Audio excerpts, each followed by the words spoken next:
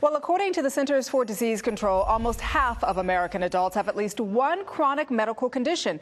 And while doctors are highly skilled at treating the physical aspects of these illnesses, some may overlook the emotional component. Well, our next guest says that's a mistake because your mindset really can play a key role in your recovery.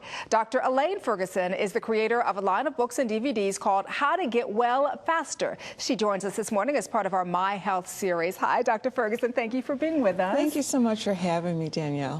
I want to start off with this. Is there some evidence that a patient's emotional state can impact his or her physical health? Absolutely. There are literally thousands of studies, Danielle, that demonstrates that how patients feel, think, and consider their health and various aspects of their lives has a tremendous impact on their health and well-being and outcomes.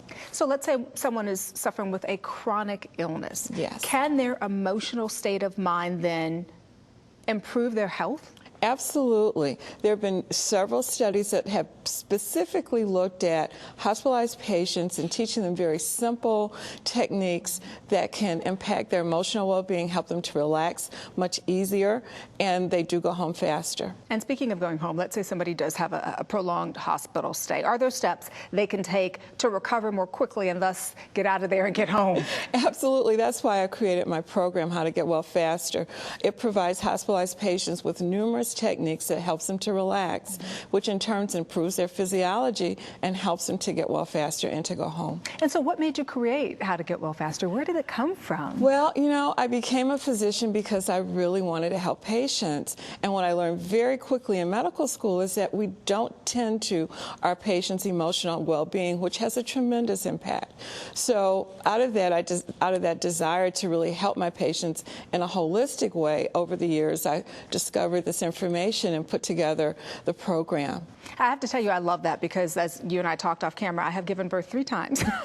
And one time sticks out in my mind because the doctor really wasn't as concerned, obviously was concerned with the physical aspect of what I was going through, but was also concerned with the emotional. That made a lasting impression on me all these years later. How can your series then empower patients to take control of their emotional well-being? Well, we teach patients that they can take charge, that they can make that decision to become more actively involved in their medical care, to complement what their physicians are doing. And the techniques that we use shows them how to do it very easily, how to relax, how to, how to re-perceive your issues, because we're all stressed. But a lot of our stress has not to do so much with the situation as in terms of how we perceive. And so we teach them how to re-perceive, how to become more empowered, basically. You know, it's interesting you say that because, for all intents and purposes, perception is reality. Absolutely. Right? Yeah. Absolutely it is.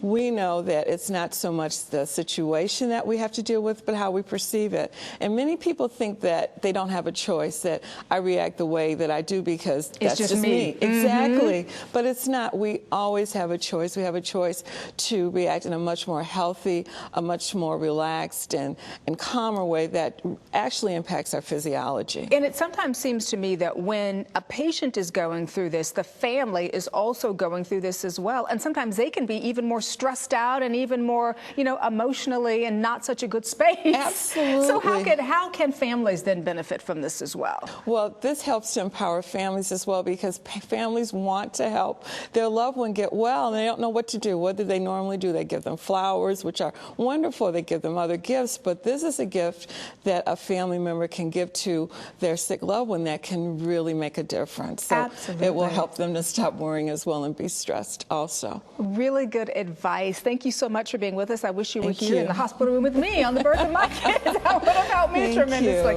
Thanks for sharing this with our audience this morning. My pleasure. And for more of Dr. Ferguson's tips, visit howtogetwellfaster.com.